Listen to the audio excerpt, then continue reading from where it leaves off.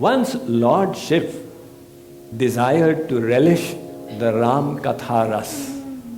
So accompanied by Sati, he went to the ashram of Agastya Rishi.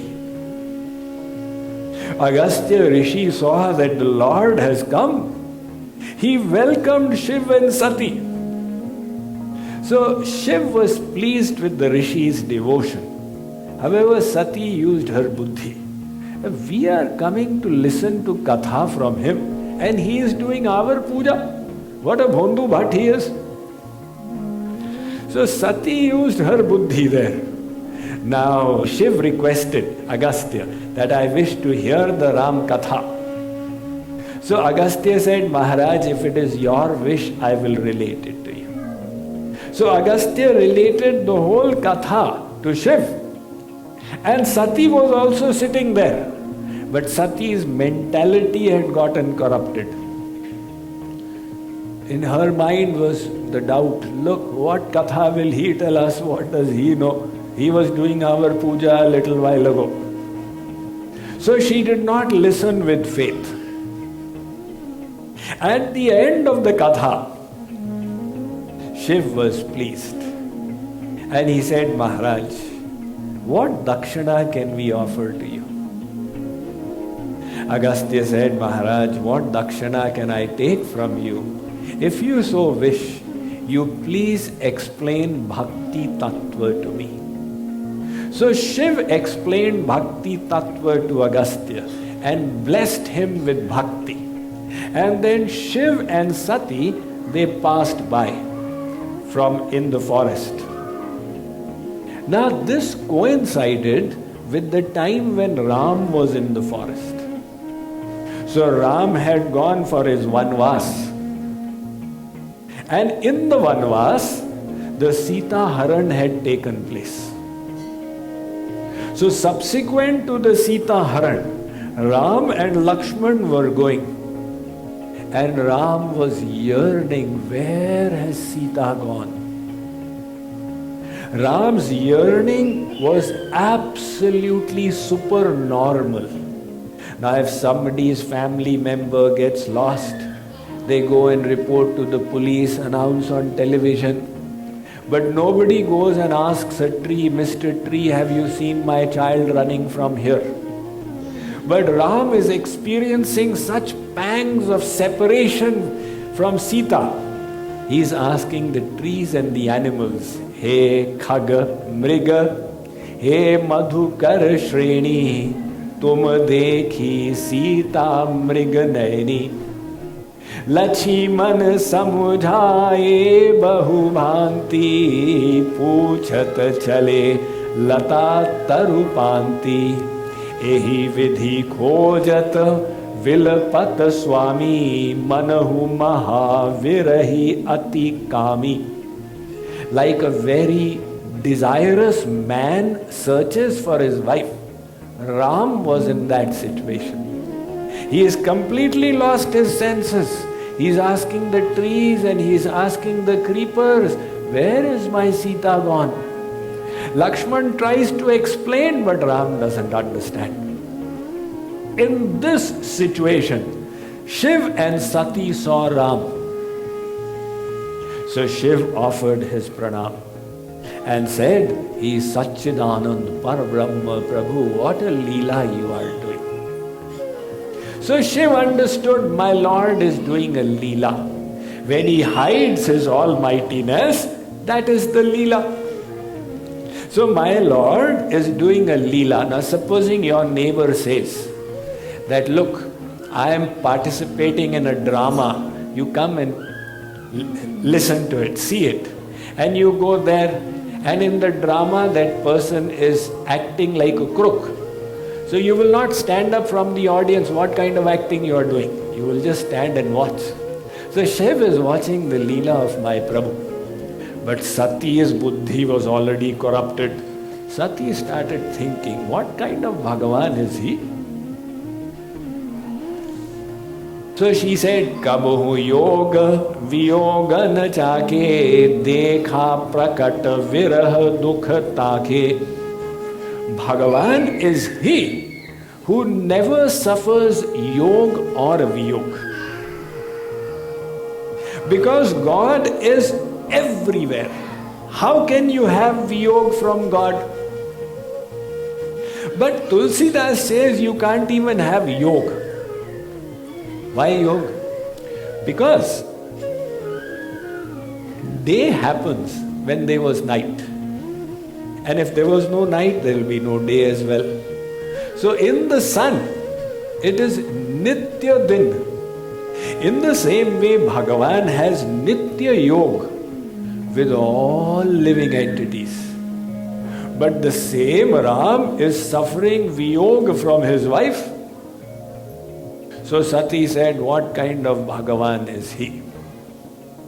But then she thought, my husband has done pranam. So, Shambhu gira, puni mrisha na hoi, Shiva sarvagya jana sab koi. So he must be Bhagavan. But no, Bhagavan is not like this. Bhagavan is sarvagya, all-knowing. And he doesn't even know where his wife has gone. So Shiv said, look, Sati, you do what you want. I am telling you he is Bhagavan. Shiv left, thinking, Hoi hai soi, jo Ram rachi rakha, ko kari tarka bada vahi sakha. Whatever Ram wants, that is what is going to happen. So Shiv went off and he said, be careful how you behave. But Sati's buddhi was affected. She said, all right, let me take a test and I will find out whether he is Bhagavan or he is not Bhagavan.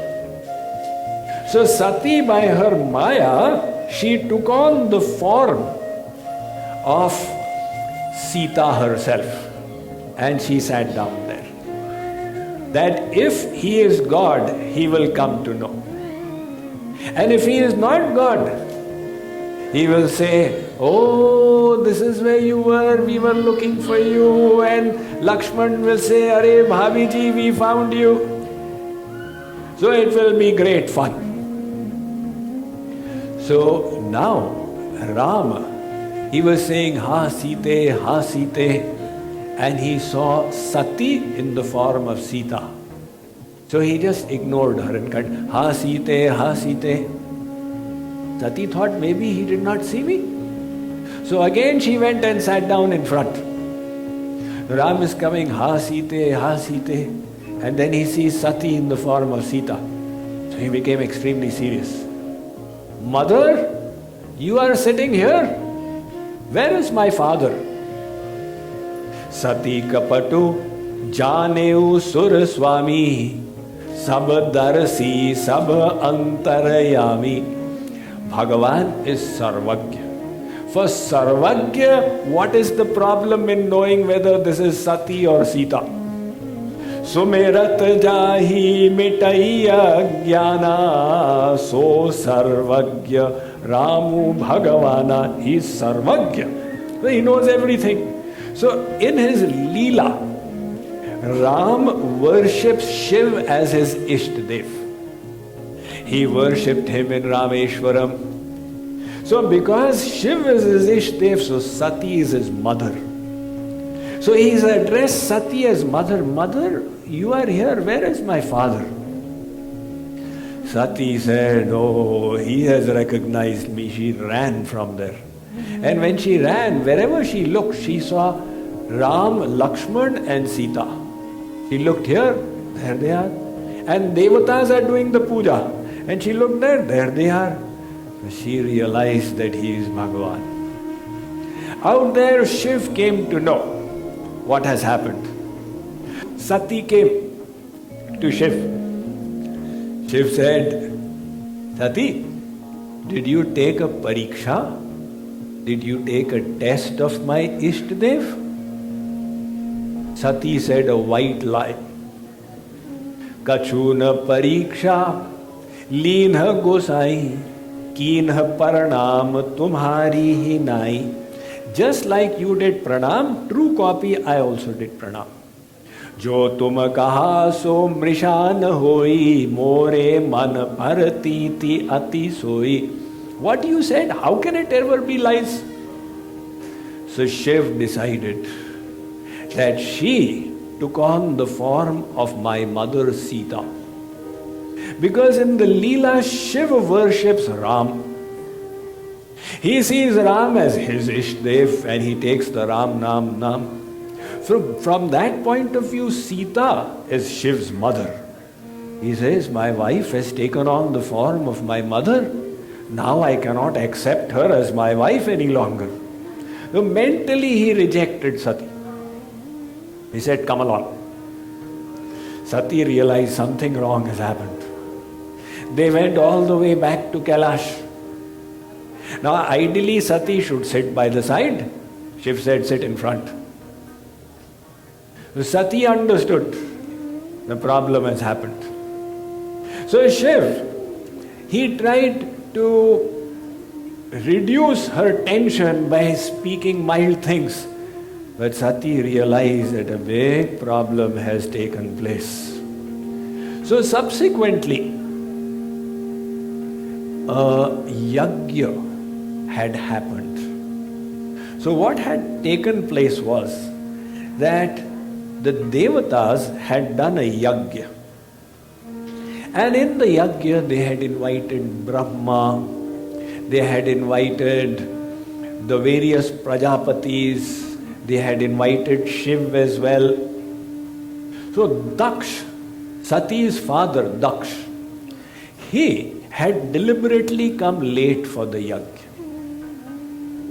So some people's mentality is they want to see how much respect I get. How much people are respecting, that is not enough. They want even more respect. Daksh, he came late for the yagya. And there, when he came, everybody got up except two people. One was Brahma, because he is the father of Daksh, and the other was Shiv, because he is Mahadev. So Daksh did not bother that everybody has got up in respect for me. He saw these two people have not got up. And Daksh started cursing Shiv. He is my son-in-law. I gave my daughter's hand to him. But I made a big mistake. Because my daughter is Mriganayani, she's so beautiful, she's got eyes like a deer, and he is Markatnayan, he's got monkey-like eyes. He puts ashes on his body, he resides in all kinds of forlorn places. He doesn't even know how to behave. When I came, he should have gotten up. So when he started cursing like this, Lord Shiv is completely calm and peaceful. He got up and went away without saying a word. But Lord Shiv's carrier, Nandi, could not tolerate. Nandi said that the Lord has made people like Daksh, the progenitors. And this is the way he thinks.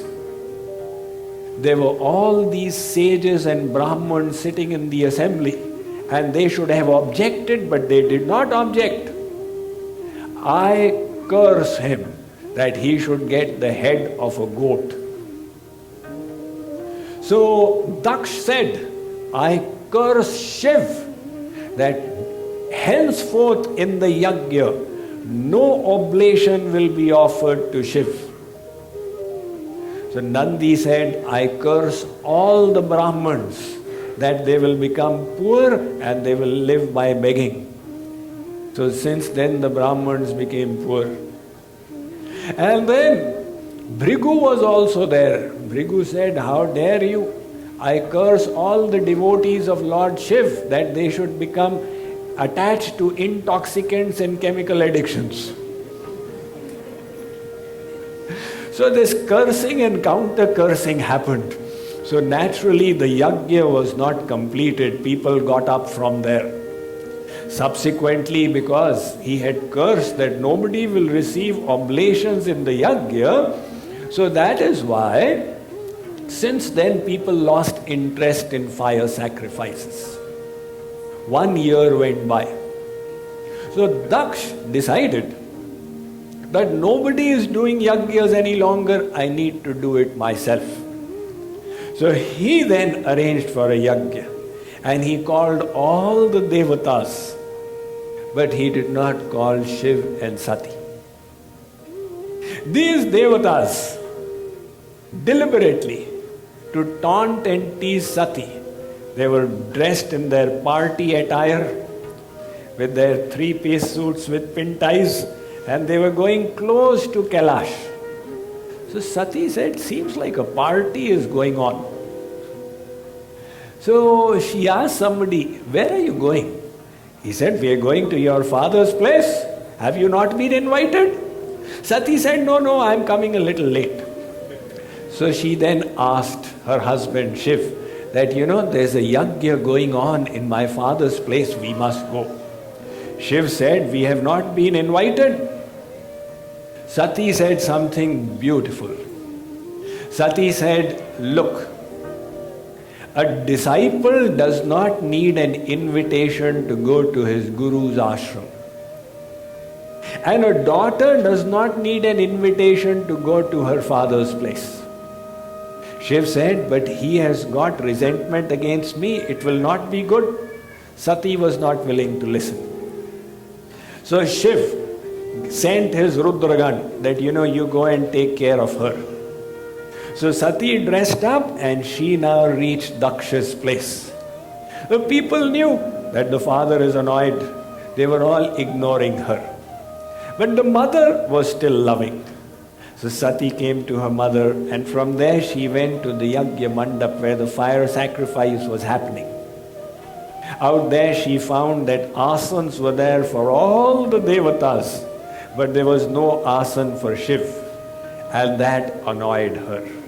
She became angry and said that my father, he doesn't have any wisdom. So what if my husband resides in inauspicious places? He is still so auspicious that the flowers that fall from his feet, great Pandits, they lift them and put them on their head. So I am not going to hurt him. I am going to hurt this body that was born from him. Saying that, she created Yogagani, the fire of yoga, and decimated her body. Everybody there became confused. What is going on? The Rudragan came. However, Bhrigu, he manifested Ribhus to neutralize them. Naradji decided to take the media in his hand. He is in charge of the media. He went and informed Shiv that you are just doing Ram, sitting out here in Kailash. Don't you know what has happened? Your wife has burnt her body. Now Shiv got annoyed. He pulled out a hair from his head and he manifested a being called Veerabhadra. And he instructed him, go and kill Daksh and destroy that fire sacrifice. So Veerabhadra was now a man on a mission. He came there, first of all, he chopped off Daksha's head. And second, he pulled Bhrigu's beard. And then he overturned all the fire kunds that were there and created a little scene out there. So after this, there was no yajna. Everybody was dejected.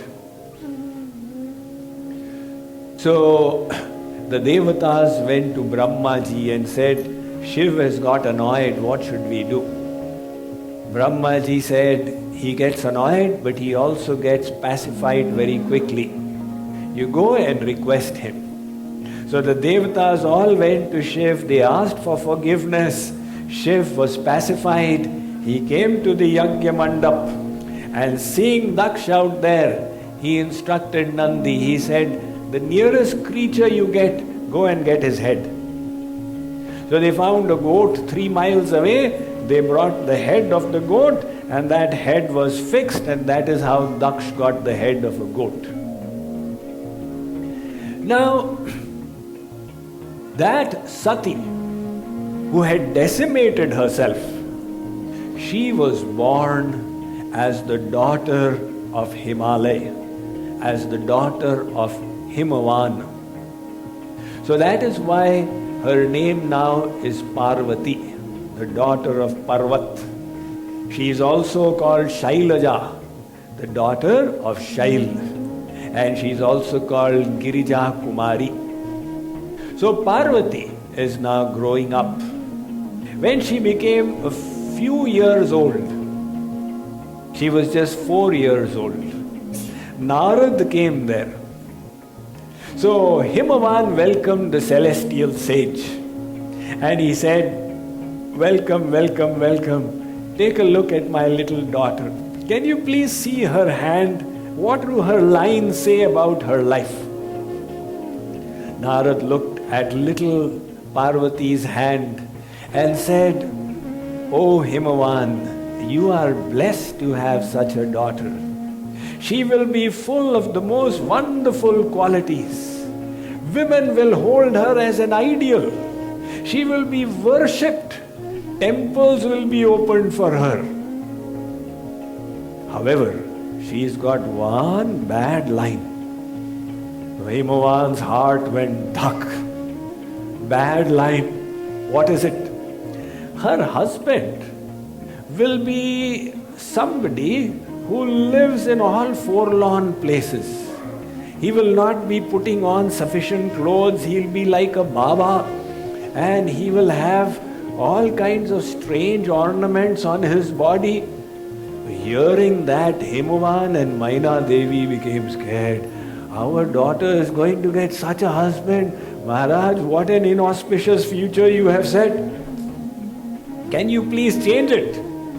To kaha Munish, Himavant sunu, Jehi vidhi likha lilara, Deva danuj nar nag muni, Kona meta nihar. So Narad said, "Look, Himavan, it is not in your hands. If it was in the father's hands, then why would any daughter suffer? No father wants the daughter to suffer. However, there is such a thing as destiny. This is the destiny of your daughter which I have told you. Nevertheless, the symptoms I have described also exist in Lord Shiv. So, if you wish, let her go and practice austerities to get Shiv as her husband." So, Parvati said, "I had got a dream and I was instructed in the dream to perform austerities." Maina Devi and Himavan, very blissfully, they sent off little Parvati to perform austerities. So Parvati, the Divine Mother, is now the daughter. And she has gone off into the Himalayas to perform austerities. They were extremely severe. The first she was only eating the dry leaves. Then she gave up those dry leaves. She was just breathing. Years went by. Out here, Lord Shiv, he was in Kailash by himself now, because Sati is no longer there. So once he was taking the Ram Naam and Lord Ram came in front. And Ram asked Shiv that, "Can I ask you for a boon?" Shiv said, "Maharaj, the whole world asks from you, and you are asking me for a boon. Please go ahead. What can I do for you?" So Ram said, "Look, Sati had used her intellect in my Leelas, because of which you rejected her. And she went and burnt her body. She has been born again as the daughter of Himavan. So she is doing austerities to get you as her husband. My request is, when the proposal comes, you don't reject it." So Shiv, he gave his consent to Ram and he closed his eyes and went into meditation. Now at that time, a Rakshasa called Tadaka was on the planet. So this Tadaka was a fierce demon who was causing a lot of distress. And the Devatas, they asked Brahmaji how to get rid of him. Brahmaji said, only the son of Shiv and Parvati can kill Tadakasur. So, now how to ask Shiv to get married? He's closed his eyes and he's meditating. So they commissioned Kamdev, Cupid. They said, you have to go and break his samadhi. So Cupid came there with the most wonderful weather, the most wonderful music and aromas, trying to disturb Shiv's samadhi. But Shiv was deeply absorbed. So finally Kamdev, he became frustrated. He took his arrow and shot it at Shiv. So for the first time in that samadhi, Shiv opened his eyes and he said, oh, such a wonderful weather, that Kama Vasana. But then immediately he controlled himself. What is going on? And he looked at Kamdev. He opened his third eye and he decimated Kamdev. So Rati, the wife of Kamdev, came crying and said, please, you need to save my husband.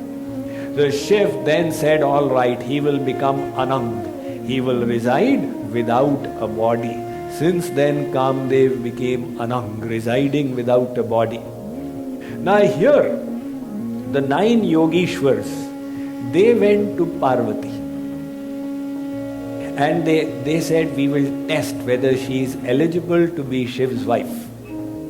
They went to Parvati and they said, Beti, our dear daughter, what are you doing in this terribly difficult and austere place? Parvati said, if I tell you, you will laugh. It is like a child trying to catch the stars. They said, go ahead. When they urged her, she said, I wish to have Shiv as my husband and I am performing austerities. So the Yogeshwar's idea was to test her. They said, why do you worship Shiv? He is an ocean of all defects. Why don't you worship Vishnu?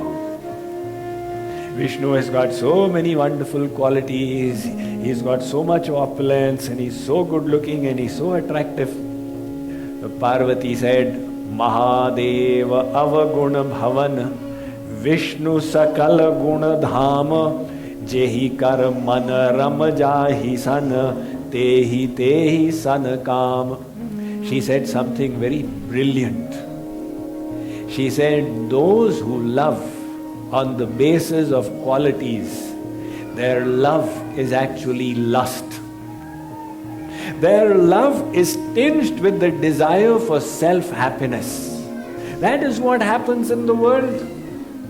You love Lata Mangeshkar because she's got such a wonderful voice. And now Lata Mangeshkar has become old and her throat has become like a broken bamboo, and your love for her also finishes. You love somebody because she is Miss Universe, and tomorrow she is an 80-year-old, your love also finishes. So the love in the world is based on qualities because it is self-seeking. And Parvati says, I have loved Shiv not for my happiness but for his happiness. Janam koti lagi ragar hamari varo shambhu natu rahu kumari. I will either remain unmarried, or if I marry, I will only marry him. I may have to wait for endless lifetimes. So the 9 Yogeshwars, they came to Shiv and they said that, she is perfectly eligible. So Shiv's Bharat came and the marriage of Shiv and Parvati happened. Namah Shivaya, Namah Shivaya, Namah Shivaya, Namah Shivaya.